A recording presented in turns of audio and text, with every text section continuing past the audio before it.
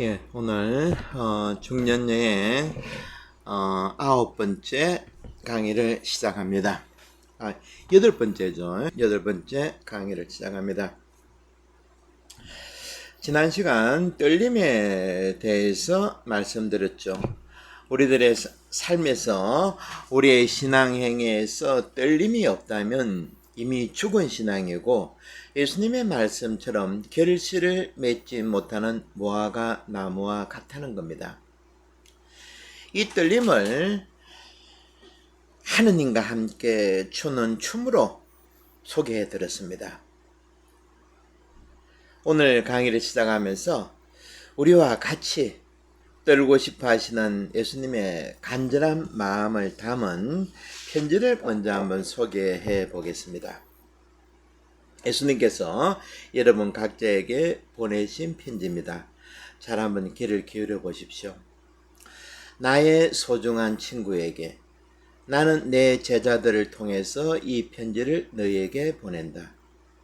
내가 얼마나 너를 사랑하며 얼마나 너를 돌봐주기를 원하는지, 그리고 내가 너의 삶에 있어서 얼마나 의미 있는 부분이 되기를 원하는지, 그리고 내가 너의 삶에 있어서 얼마나 도움되는 부분이 되기를 원하는지 알아주기를 바란다. 오늘 아침 너가 잠에서 깨어났을 때 나는 이미 나의 포근한 햇빛으로 너의 방을 가득 채워주었단다. 사실 나는 너가 안녕하고 나에게 인사해 주기를 바랬는데 너는 하지 않더구나. 너무 이른 아침이라 나를 미처 알아보지 못했구나 라고 생각했단다. 너가 문을 나설 때 난 다시 한번 너의 관심을 끌어보려고 부드러운 미풍으로 너의 얼굴을 키스해 보았고 꽃내음 가득한 향기로운 숨결로 너에게 다가갔지. 그리고는 나뭇가지 위에 앉은 새들을 통해 나의 사랑의 노래를 부르기도 했단다. 그런데도 넌 나를 그냥 스쳐 지나가 버리더구나. 얼마 후 너가 친구들과 이야기하고 있는 너를 바라보았지. 정말이지. 난 얼마나 너가 나하고도 대화하기를 바랬는지 모른단다. 기다리고 또 기다렸는데 넌 계속 나에게 한마디도 건네지 않고 너의 할 일만 하더구나. 오후에 너에게 신선한 소낙비를 보내면서 반짝이는 빗방울로 너에게 신호를 했단다. 너의 관심을 끌어보려고 천둥으로 한두 번 소리를 지르기까지 했단다. 그리고 솜털같이 하얀 구름 사이로 널 위해 예쁜 무지개도 그려보았지. 그러면 너가 혹시 나를 쳐다보겠거니 했는데 넌 나의 존재를 깨닫지 못하더구나. 너가 하루를 마무리 지을 무렵 난 너에게 고운 석양을 보냈고 그 후엔 나의 별들을 통해 너에게 수천 번 윙크를 보내며 너가 나를 알아보고 한 번쯤이라도 윙크를 해주길 바랬단다. 하지만 넌 결국 모른 채 하더구나. 밤에 너가 잠자리 들 때 내가 너와 함께 있다는 것을 알게 하기 위해 난 너의 얼굴에 달빛을 비추어 주었고 너가 잠들기 전에 잠깐만이라도 나와 이야기해 주길 바랬지만 넌 한마디도 하지 않았단다. 난 정말 마음이 너무 아팠지만 밤새도록 잠든 너를 지켜보면서 아마 내일 아침에는 반드시 나에게 반가운 인사를 하리라 생각했단다. 이렇게 매일매일을 나는 너가 나를 너의 목자로 받아주길 바라면서 경이롭고 신기한 방법을 통해 나 자신을 너에게 알리고자 한단다. 너에 대한 나의 사랑은 푸른 하늘보다 더 높고 바다보다 더 깊단다. 난 너에게 줄 수 있는 모든 것을 가졌고 또 너하고 나누고 싶단다. 제발 내가 똑바로 들을 수 있게 한마디만 해다오. 사랑하는 너의 영원한 친구 예수. 여러분 어떻습니까? 예수님의 간절한 마음이 느껴집니까?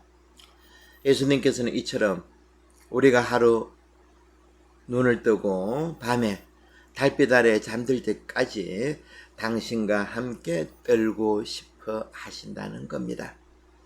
이를 막고 있는 것이 뭐랬습니까? 가짜 자기죠. 다시 한번 오늘 8번째 강의도 우리의 떨림을 방해하는 가짜 자기가 무엇인지를 알아보는 시간을 갖도록 하겠습니다. 가짜 자기를 끊어버리는 방식은 사람들의 수만큼이나 많습니다. 그러니까 정해진 것이 없다는 거죠. 누구는 사막으로, 누구는 수도원으로, 누구는 산으로, 또 시장 한복판으로, 사람 수만큼이나 많습니다. 그리고 호흡에 집중함으로, 또 누구는 벽만을 바라보는 수행으로. 저는 단지 여러분들에게 이런저런 방법을 소개해 줄 뿐이고 선택은 여러분들이 하시는 겁니다.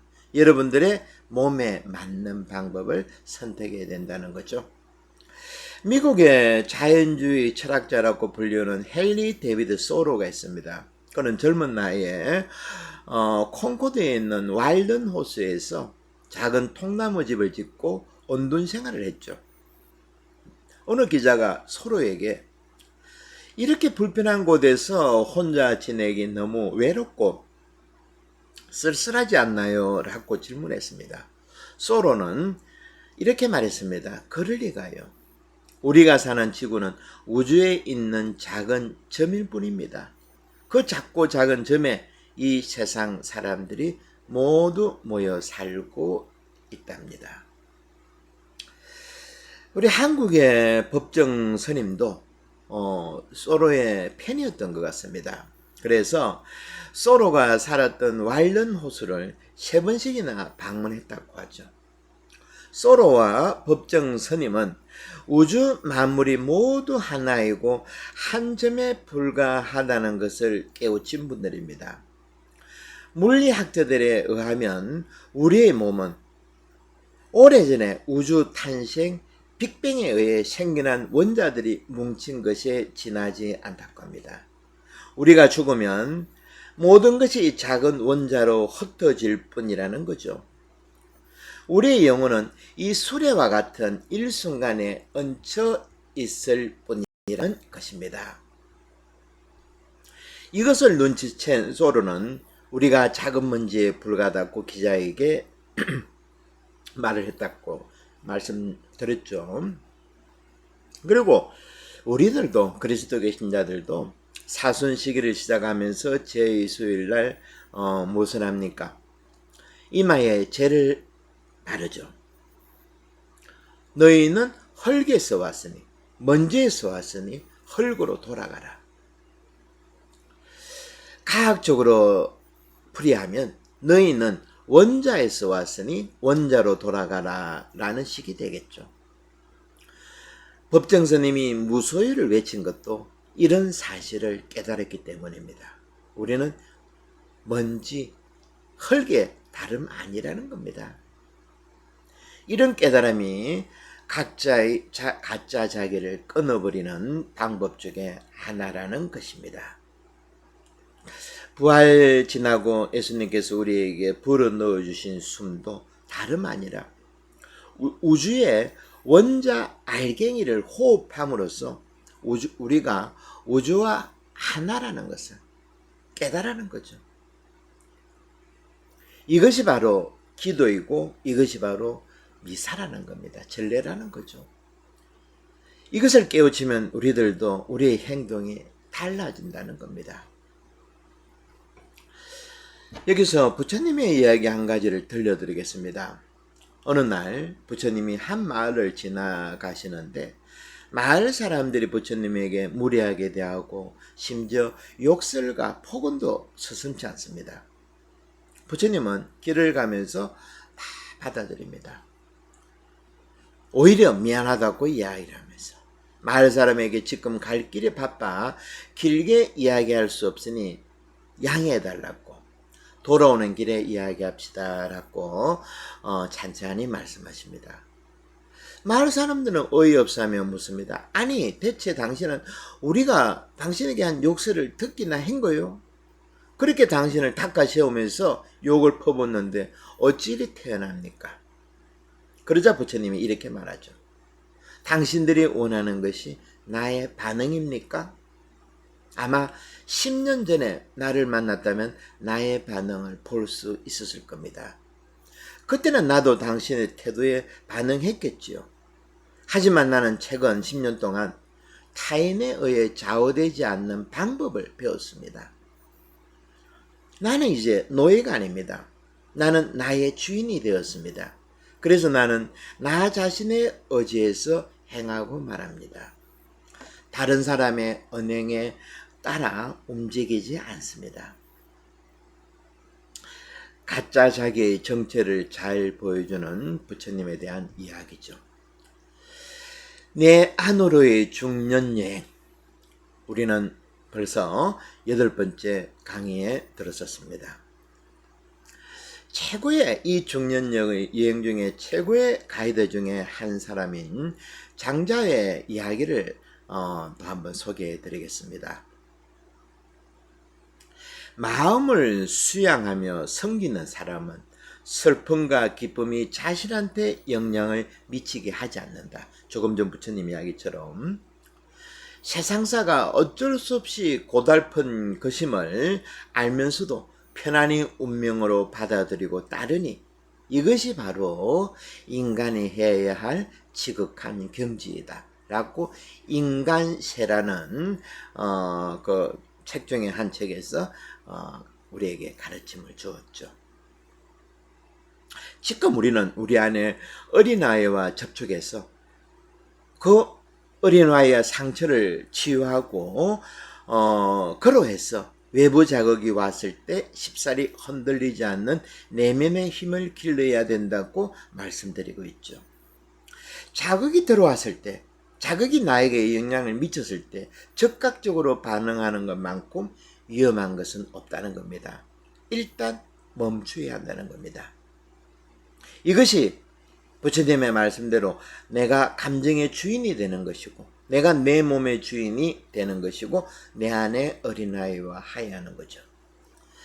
제가 요즘에 미국에 있습니다. 텍사스에 벌써 8개월, 9개월 되어 가는데 미국에 있으면서 참으로 인상적으로 제가 본 것은 교차로라든지 어느 마트라든지 학교 건물 하여튼 사람들이 지나다니는 보행하는 그곳에는 뭐가 있는가 하니까 멈춤이라고 스톱이라고 스탑이라고 사인이 있습니다.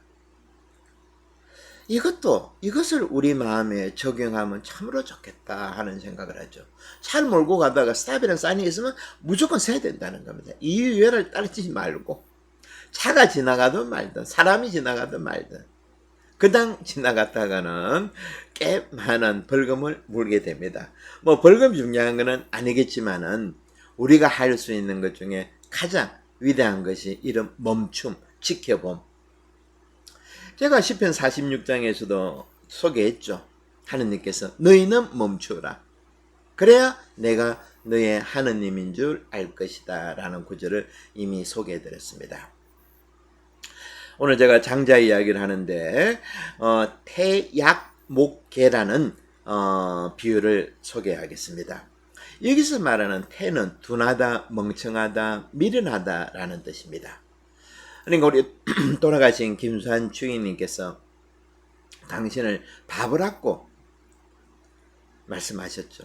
이와 같이 보시면 되겠습니다. 중국의 이 태는 바보와 같다, 멍청하다. 그래서 이 태양목계는 마치 나무로 만든 닭처럼 멍청하다라는 뜻입니다. 닭싸움은 당시 2000 몇백 년 전에 동서양 할 것 없이 아주 오래된 경기였습니다. 2000년 전 로마의 그 네로도 폭군 네로도 닭싸움에 빠졌다고 전해집니다. 중국의 주나라 선왕도 거주해가지고 투기에 닭싸움에 빠졌는데 그는 당연히 이기고 싶어 했습니다. 황제니까 자기가 키우고 있는 닭도 최고가 되어야 되지 않겠나 생각했겠죠. 그 당시 최고의 닭 조련사로 기성자라는 사람이 있습니다. 그래서 이 기성자에게 자기가 기르는 닭을 맡겼습니다. 알고 보면 이 투개는 예 당사자인 닭 주인을 대리합니다. 그러니까 양쪽 주인들이 닭을 통해서 닭에다가 투사해서 싸움을 하는 거죠. 그리고 이를 딴 사람들은 간전하고 도박을 하고 그런 식이죠. 성미가 급한 왕은 이 기성자에게 닭을 맡긴 지 열흘이 지나가지고 물었습니다. 이제 나의 닭이 싸울 만한가 하고 물으니까 기성자가 아직 안 됩니다. 공연히 허세를 부리고 자기 기운만 믿습니다. 아직까지 상대가 누구인지 무조건 싸우려 됩니다. 이렇게 말했습니다. 우리 인간들도 마찬가지죠. 이런 자들의 내면을 보면 두려움 때문입니다. 자기 안에 두려움이 크니까 성질만 버럭내고 목소리만 크다는 겁니다. 진짜 무서운 사람은 목소리가 크지 않습니다. 개들도 마찬가지죠. 힘없는 개들이 왕왕거리면서 짖지, 큰 놈들은, 덩치 큰 놈들은, 싸움 잘하는 놈들은 짖지 않습니다. 다시 열흘이 지나가지고 왕이 묻습니다. 어떻게 되었느냐? 아직 멀었습니다. 다른 닭의 울음소리나 그림자에도 반응을 보입니다. 이처럼 우리 마음도 훈련이 덜 된 닭과 같이 나의 경계 안에 숨어서 모든 것을 경쟁과 다툼의 대상으로 여기는 분들이 많이 있죠. 과거 어느 땐가 누구로부터 공격을 당해본 적이 있는 사람은 이러한 자기 불안 정체가 안에서 강화됩니다. 상대가 나를 칠 의사가 없음에도 불구하고 내가 작은 강아지처럼 불안에 떤다는 거죠. 겉으로 용기 있는 척하지만 우리는 사실 내 안에 두려움으로 가득 차 있습니다. 요즘 동서양으로 묻지마 폭력들이 많이 만연해 있죠. 한국이나 미국이나 어디나 이런 것들이 자기보다 약한 사람들에게 이유 없이 때리는 것, 이것도 마찬가지 현상입니다. 자기 두려움을 발산하는 거죠. 또다시 열흘이 지나서 왕이 묻습니다. 기성자가 아직 안 됩니다. 상대를 노려보며 성을 냅니다. 왕은 듣다 보니까 이제는 짜증이 나죠. 아니 도대체 언제 그 닭을 출전시킬 수 있는가라고 묻습니다. 다시 열흘이 지나 또 묻습니다. 기성자가 거의 됐습니다. 상대가 울음소리를 내도 반응을 하지 않습니다. 멀리서 보면 마치 나무로 만든 닭과 같습니다.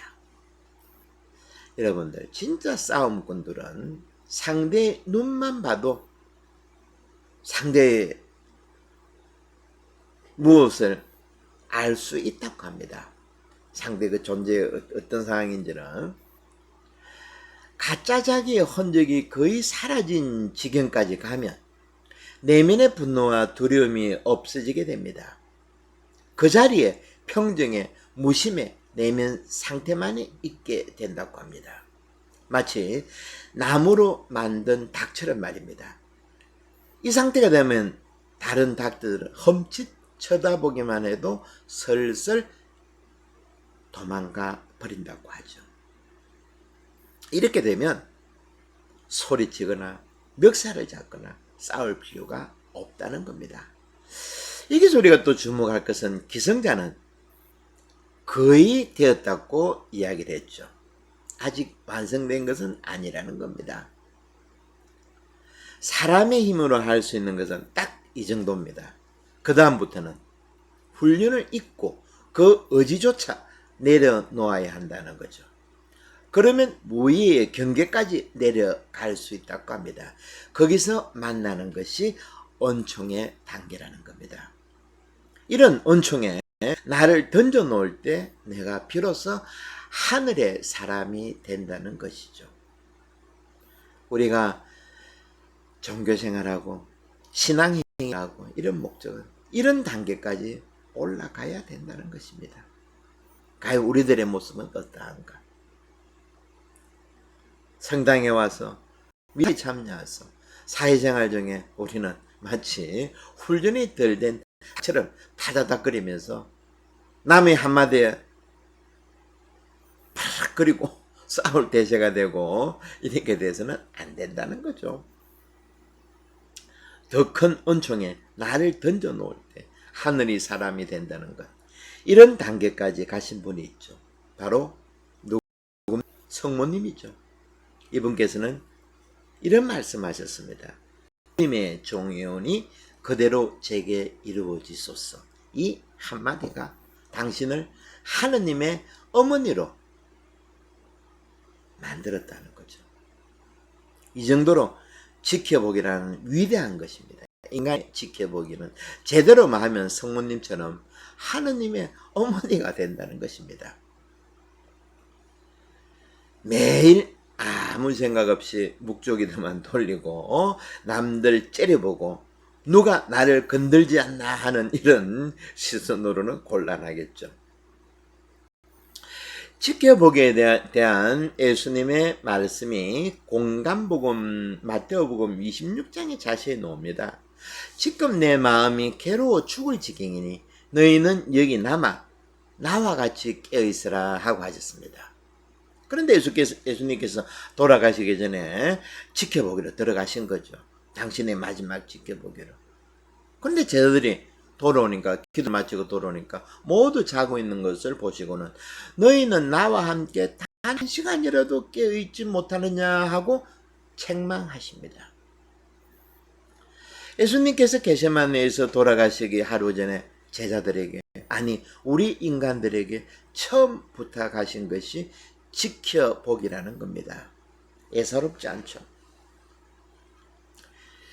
예, 오늘은 여기까지 8부 중년 여행을 마치고 다음 시간에는 양자 물리학들이 말하는 지켜보기에 대해서 한번 연계시켜 보겠습니다. 또 새로운 재미가 있을 겁니다. 지켜보기라는 것은 이만큼 위대하다는 거죠. 오늘은 장자의 지켜보기, 태약 목계에 대해서 오늘 같이 이야기를 나눴는데, 다음에는 양자 물리학자들은 이 지켜보기를 어떻게 받아들이고 어떻게 생각하고 있는지 여기에 대해서 한번 같이 공부하는 시간을 갖도록 하겠습니다. 네, 수고하셨습니다.